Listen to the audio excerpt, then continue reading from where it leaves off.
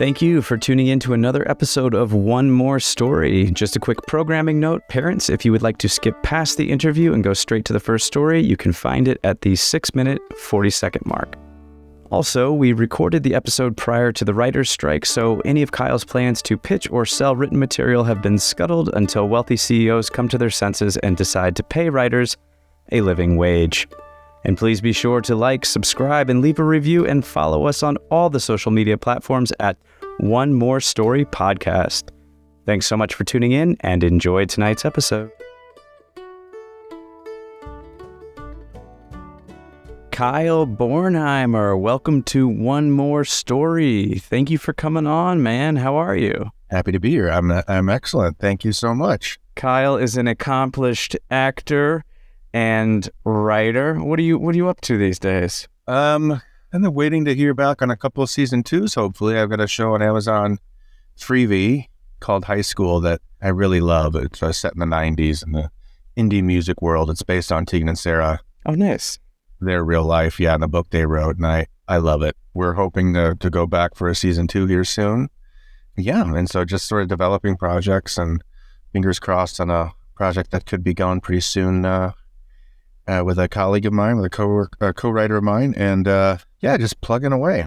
Well, cool, man. Well, so since this is a story time podcast for kids, obviously we need to keep things G-rated, but we can still have a little fun. But some of my questions have to do with your bedtime routine. I'm curious, how do you wind down after a busy day? Winding down would be wonderful. I would use terms like high-strung, hitting a wall, lots of slammed doors, lots of reminders about tomorrow, lots of, what's going on up there. And you're speaking about your children, yes? Yes. Oh, you want to know about either one. This is it all. It's all relevant. Yeah, so yes, I'm joking a little bit about the current one. My kids are 14 and 12 now. Okay. 12-year-old just kind of graduated to sort of just wanting to be a little bit left alone. Doesn't need the tuck in as much, but until very recently, we had pretty solid tuck in game at the house, a pretty solid winding down game. I loved reading to them. My wife and I both love reading to them, and they kind of expected us for the last half hour of the night to be in their room, either reading. I know about 4 guitar chords, so I can, I serenade them sometimes, and they had no idea that I really didn't know what I was doing. They thought Dad could actually play a guitar, and I was just, basically playing, Knocking on Heaven's Door in different variations, and they know they're none the wiser. Sometimes I read Moby Dick to them at night. So everything from normal standard Dr. Seuss fare to then I got on a kick of reading full novels, ones that I wanted to read and knew that I would never get around to it and never find the time. So I figured I got this half hour here at 9 o'clock, 8:30 to do. So, and that went, I don't know if you've ever read Moby Dick, but 90% of that novel is just him talking about whaling. But yeah, I'm lamenting it I'm sad to see it go a little bit right now as they get older, but I think I might be able to revive the reading thing for them because they still, they're like any other kids. They don't love to go to bed necessarily. So if I can give an excuse to go in there, talk with them or we do games sometimes. We'll do drafts. My son loves to do crazy drafts, like a draft for favorite candy bars or favorite sodas. So that'll sometimes put them to bed. Yeah. And when I was a kid, my greatest memory, I grew up in Indiana, and my brother and I slept on bunk beds, and my dad would read. I don't know if he read every night, but I have very, very vivid memories of him laying on the ground and reading to us. And he had my dad was an anchorman for about 5 years. That's what he went to school for, was journalism. Yeah. But he had a very classic mid 20th century announcer's voice. And so he had a very booming voice and a great vocabulary, and was a great reader. And so I just have very vivid memories. And there was one set of books, and I've looked for it since, and I don't know if you've ever heard of these, but they're very old. They were old when he was reading them, so their sensibilities, I'm sure, are very dated. But I'm nostalgic for them, and they were called Uncle Arthur books. Oh, yeah. During COVID, when I was sort of eBaying everything and trying to find a bunch of nostalgia things, I did find a set of Uncle Arthur books. But they'd have little morality tales wrapped in the story about kids and stuff. That's a memory I have of bedtime when I was a kid. My dad played a little guitar kind of like yourself. But he would sing to me The House of the Rising Sun. And that's one of the ones you learn when you don't know the guitar. Well, and then later in life, I found out what that song was about. About brothels or like... It is about a house of ill repute. That was the original title. Yeah. But it's a haunting tune. It really, it kind of gave me nightmares. I gotta say, I think it's a wonderful song, but it is haunting. No, it's not a kid's song, and it's there's like I said, there's about 5 songs I can go to, all with about the same chords, and that's always the one that comes up when you Google easy guitar, easy songs to play, and that comes up. And so that's why there's a bunch of dads, including myself, that have been haunting generations of kids for years, because that's the only one. And Knock on Heaven's Door I play, which is also a very depressing song. You gotta wind things down. You're not gonna be singing Party in the USA for bedtime. So with that in mind, should we get into our session? Are we ready for the first word? All right. Do you want me to start? Sure. All right, I'll start. Peanut butter. The word for our story duel is peanut butter.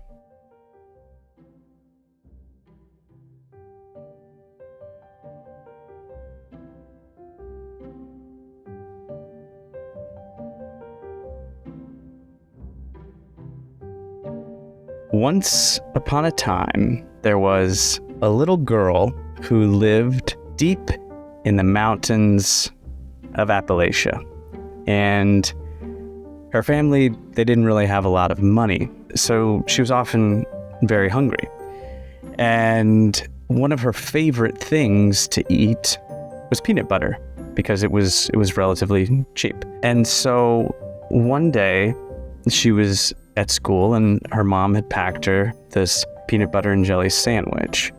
And to her, that was just the greatest sandwich ever. I mean, no matter rich or poor, a peanut butter and jelly sandwich is just a classic. She would pack it with some Ruffles potato chips and a juice box and maybe an apple, maybe some Oreo cookies, and it was really special.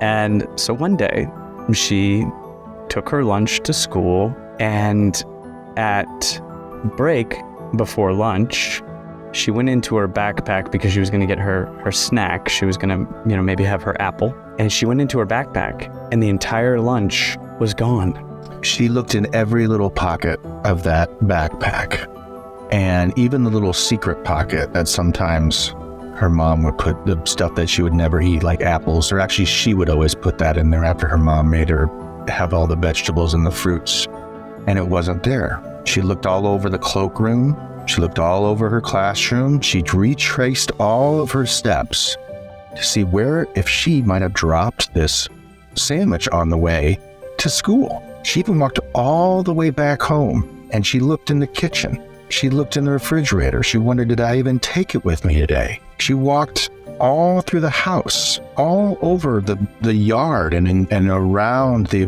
perimeter of the house.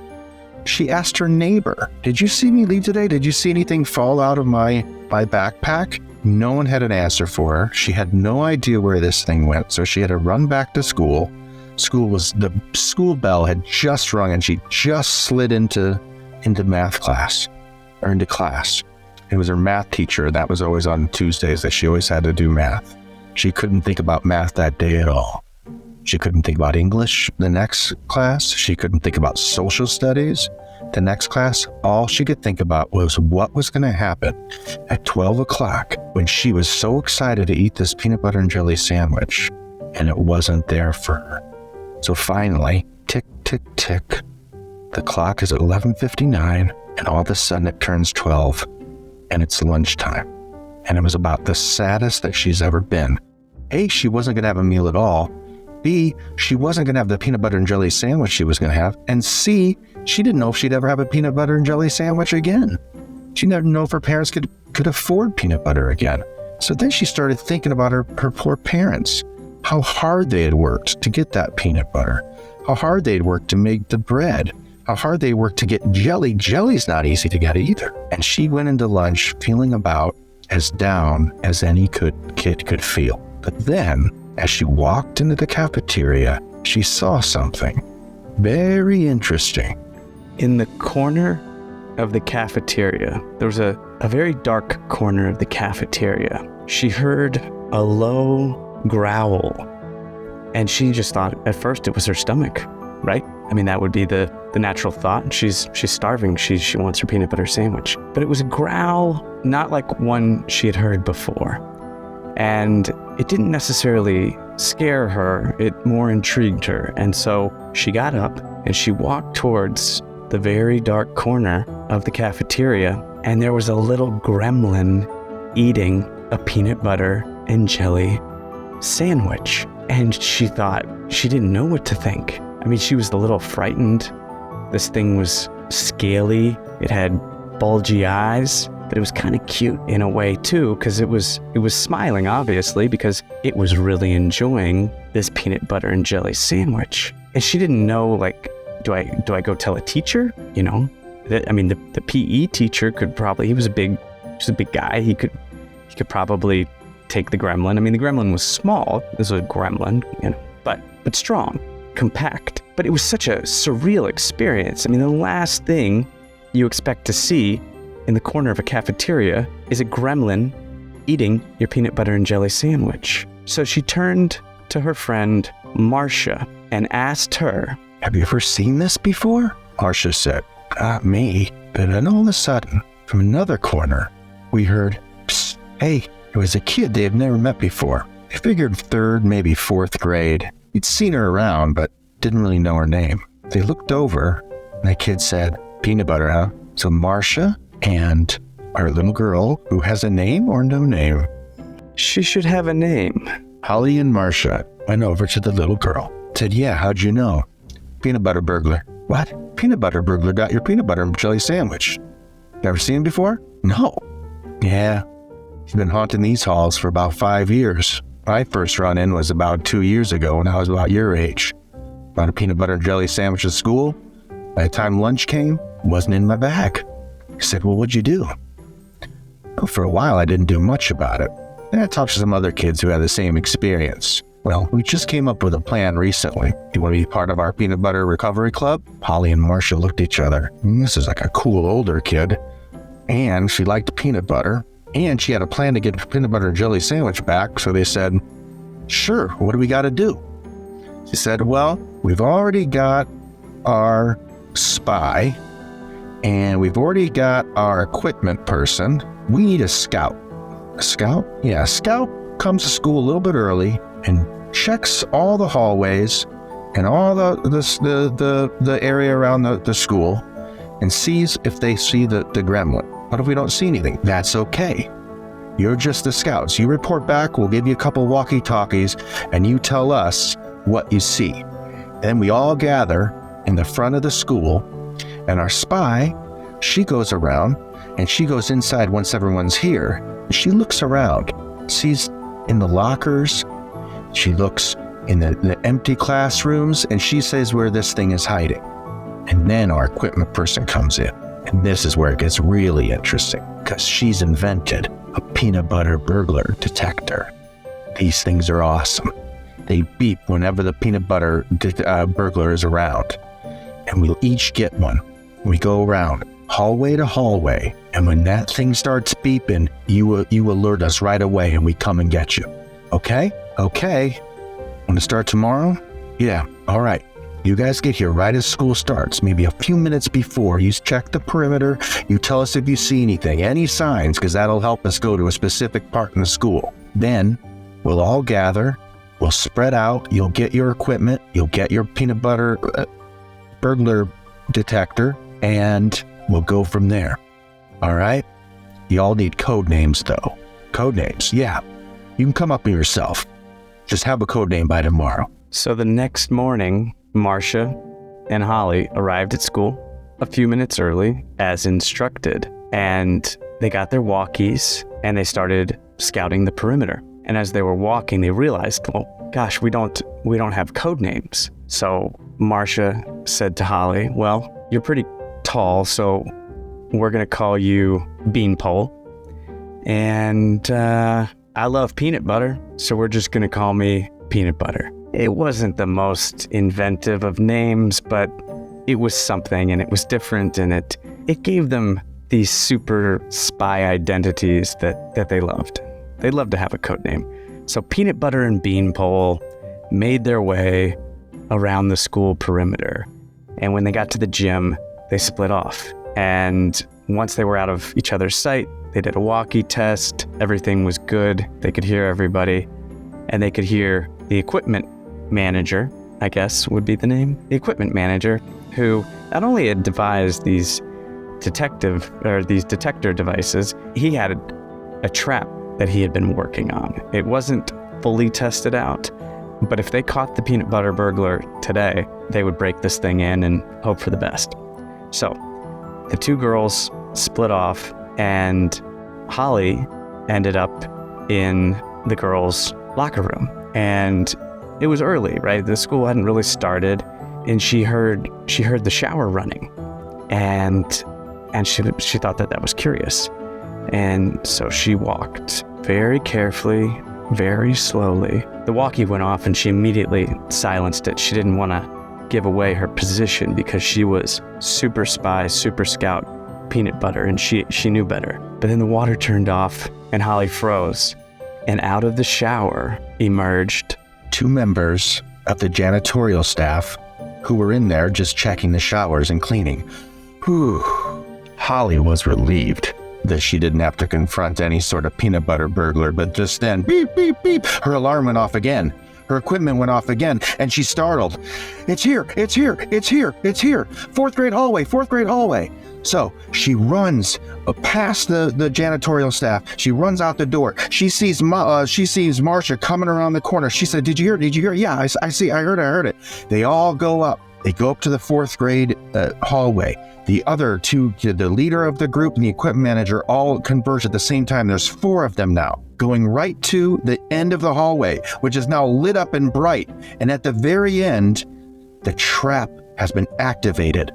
It was a 2 series of nets. One net that would come down on one side of whoever was trapped, and another net on the other side. And then it would automatically, if you got there quick enough and you tied it to a part on the wall, there was no way that whoever got trapped there could get out. And sure enough, there was the peanut butter burglar chomping on some poor kid's peanut butter sandwich that he'd gotten to earlier. There was a name on the bag. It said Little Polly. And they know Little Polly. She's a kindergartner. And she knows that she loves her peanut butter and banana sandwiches.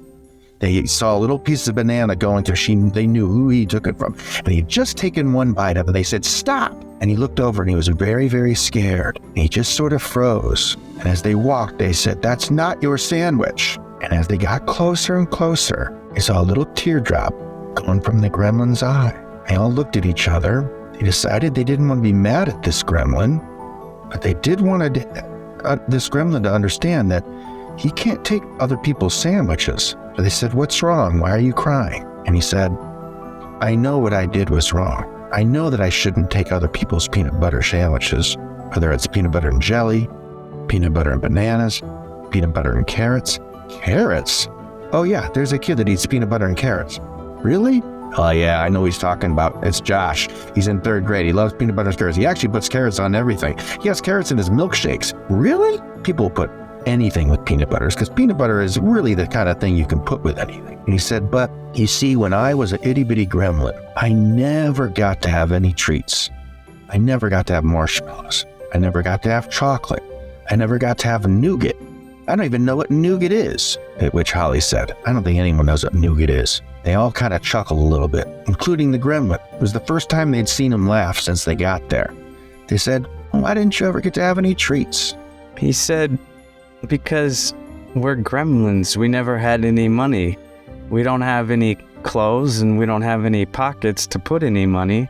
So we could never buy peanut butter. We've always had to steal it. And the kids huddled together, and they whispered, and then they broke from the huddle as a united front, and they told that little peanut butter burglar gremlin man thing, You know what, peanut butter burglar gremlin man thing? That's not right, and we're sorry that you grew up with no pockets and no clothes and no money, but you can't steal. And so what we're going to do is we're going to keep bringing our peanut butter deliciousness to school every day. But from this day on, we're going to bring an extra sandwich just for you because you're really not so bad.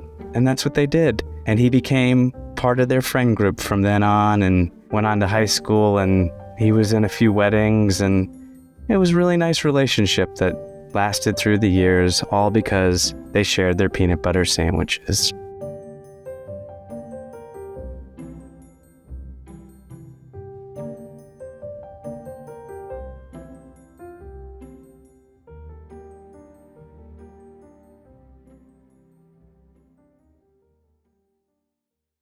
All right, nicely done. Let's just dive right into the next one. The word prompt for the solo story is 4-leaf clover.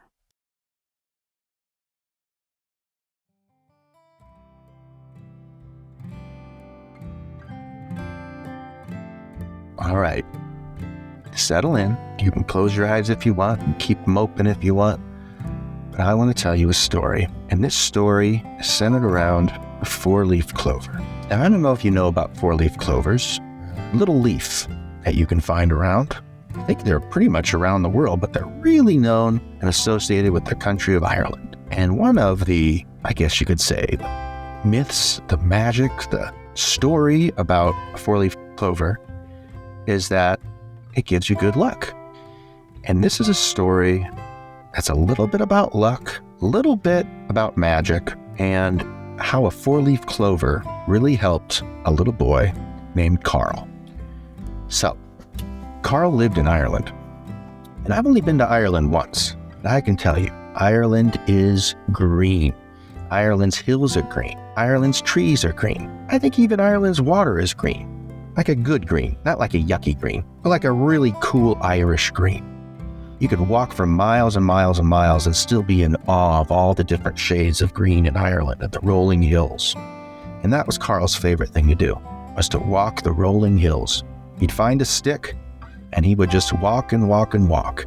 He lived on a beautiful farm. He had lots of sheep and lots of other animals, and his favorite thing to do was just to explore the area around it. I don't know if you've ever had a chance to just leave your house in the morning into a big backyard and just explore all day, but that's what Carl got to do.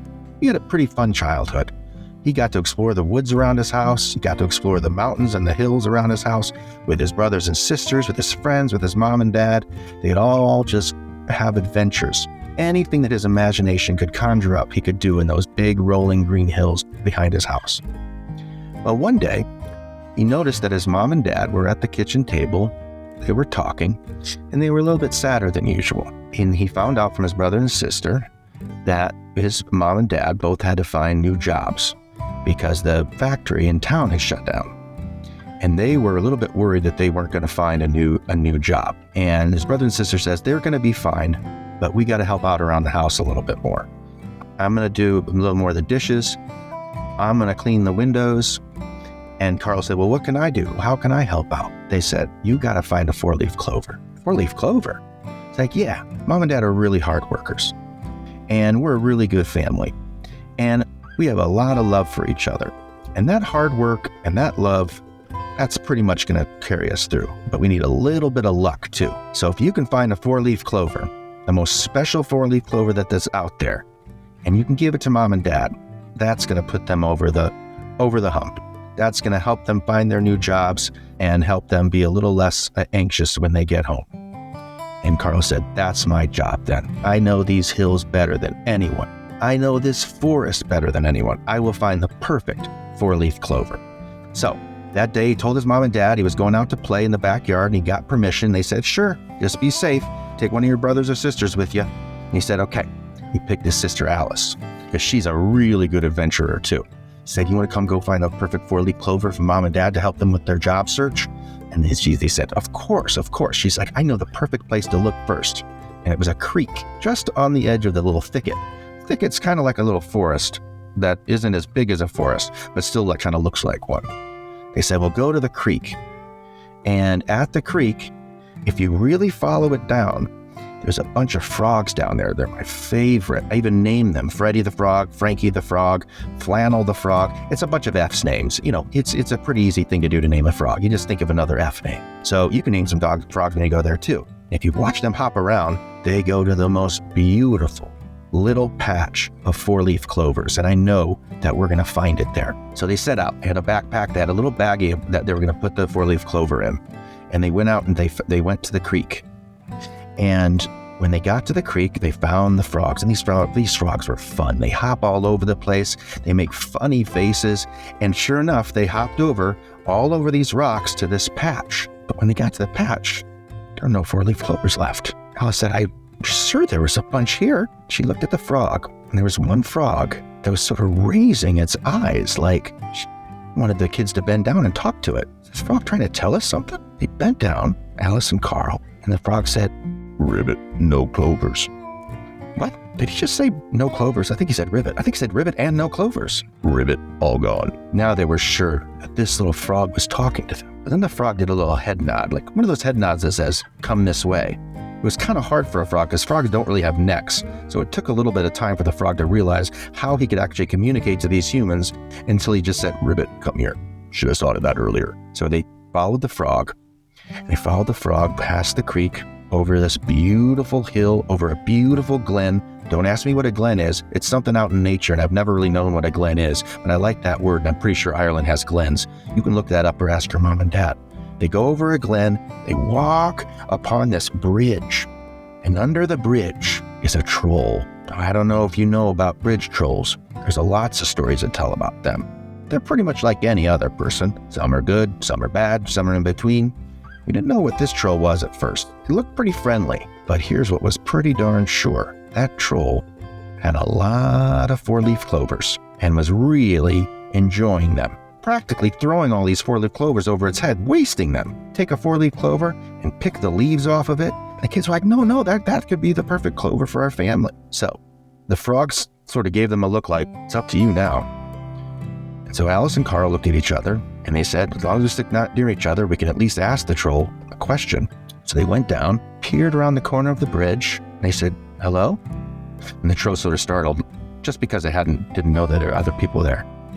Oh, sorry, you startled me. Hi, I'm Carl, and this is Alice, and can we just ask about all those 4-leaf clovers you have? And the troll said, why? Like, well, you're kind of hoping to get one of them. If you don't mind. Why? Well, it's just, our family needs a little bit of good luck, and I don't know, we just thought it'd be a nice gesture for our parents. Why? Well, I guess just because our parents are very loving and supportive of us, and we just want to be loving and supportive of them. They're always getting us little things, no matter how much they can afford. They'll give us like a little tiny thing on our birthdays or on holidays, and we just want to give something back to them. Why? And at this point, Carl and Alice figured that this troll was just going to say why all the time. I mean, they might as well just name this guy Why Troll. They were not getting anywhere with this. So they finally cut through it all and said, listen, please, if you could just give us one of these clovers, we'll be out of your way. And finally, the troll was like, and tossed them a clover. And Carl picked it up and said, thank you. Carl looked at it and he showed Alice. He said, is this special enough? Alice said, I think so. I mean, how special can a clover be? It's really just the gift that matters, right? The thought? Carl said, yeah. And then they turned. Carl had another thought, though. Carl didn't think it was fair for one person, or one troll, or one creature to have all these 4-leaf clovers. He said, excuse me, one more thing. Do you think there's a way you could return some of those to the patch so that the frogs and others can enjoy some of those 4-leaf clovers? And maybe some of the seeds you can plant some more? The troll, of course, said, why? Which he was expecting. So he said, before you say why, I just need to tell you something. 4-leaf clovers are for everybody, and they're much more fun when you share them. If you're down here alone enjoying them without anyone else, I don't know how fun that's going to be for you. But if you return them, not only are you sharing the experience with others, but they're going to really think highly of you. They're going to think you're a pretty good guy for returning those 4-leaf clovers. So it's sort of a win-win. The troll thought about it, and the troll said, fine, but I'm not really allowed to take any requests unless you answer a riddle. It's a whole thing with trolls. Goes back millennial. You have to get past the bridge. You got to answer a riddle from the troll. I don't like it even much as you do, but it's just something us trolls have to do. We got to give you a riddle, and then you got to answer it. Well, Carl and Alice were actually pretty good with riddles. Their mom and dad love puzzles, so they were like, sure, lay it on us. So the troll said, here's the riddle. And at that point, he froze. He hadn't had to give a riddle in 100 years, and all his riddles were very dated. They all had to do with steam trains and hand-cranked cars. So he had to think of a modern riddle and a new riddle that no one had ever heard of in the form of a knock-knock joke. He's like, I don't remember any riddles, but I know a knock-knock joke. And he said, knock, knock. And Carl and Alice said, who's there? And he said, banana. Banana who? Knock, knock. Who's there? Banana. Banana who? Knock, knock. Who's there? Banana. Banana who? And this is when Carl and Alice knew that the troll had tricked them.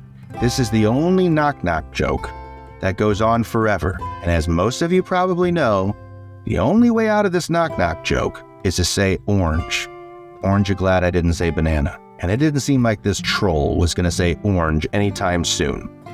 So they just decided they were going to walk away with their 4-leaf clover quietly, as this troll just kept saying, eventually to no one, banana, banana, banana, banana. They backed away. You could even hear the troll in the background going, banana, banana, banana, way as they passed that glen. Remember that glen I talked about that I have no idea what it is? They passed that glen. They went back over the creek. They explained to the frogs that they tried to get the 4-leaf clovers but couldn't get them. They went all the way home. They took this 4-leaf clover, they put it in a tiny vase, and they put it on the table for their parents to see. And that night, their parents came home and they saw the 4-leaf clover, and they found out that Carl and Alice had given it to them.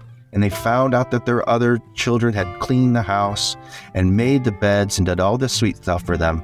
And they smiled and they told their family they loved them, and they said, thank you so much. No matter what happens, this family will always go through it. We'll always get through it together because we have love in our hearts and we support each other.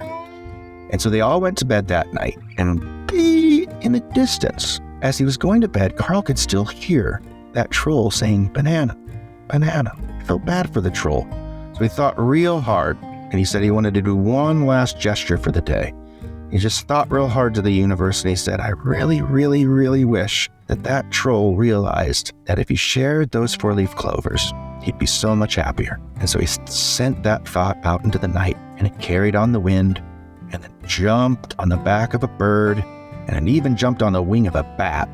And then it fell off the bat's wing, and that thought hit another gust of wind, and then a leaf that was falling from a tree, and that thought landed right on the head of the troll as he was saying banana, banana. But he touched the leaf, and he had a thought. He stopped saying banana, and he gathered up all his 4-leaf clovers, put them in a satchel, and he walked from underneath the bridge, over the field, over the glen that I don't know really what a glen is, through the forest, to the creek, and he took all the 4-leaf clovers out, and he put them onto that patch again where all the frogs play. And he took some of the seeds, and he planted the seeds, and he knew that once the sun came up, and once there was a little bit of rain, there'd be even more 4-leaf clovers. And he looked at the work he did, and he smiled, and he looked at all the frogs who were asleep, and he smiled at them too. And then he walked back to his bridge with a big smile on his face. The end.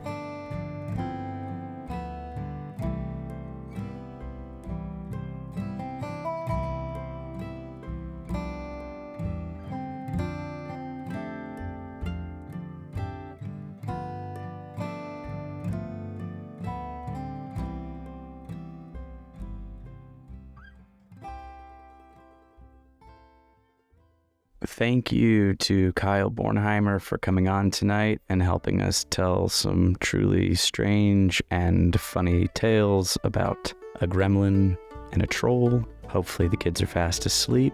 Parents, if you're still awake, be sure to catch Kyle in high school on Amazon Freevee. Thank you and good night.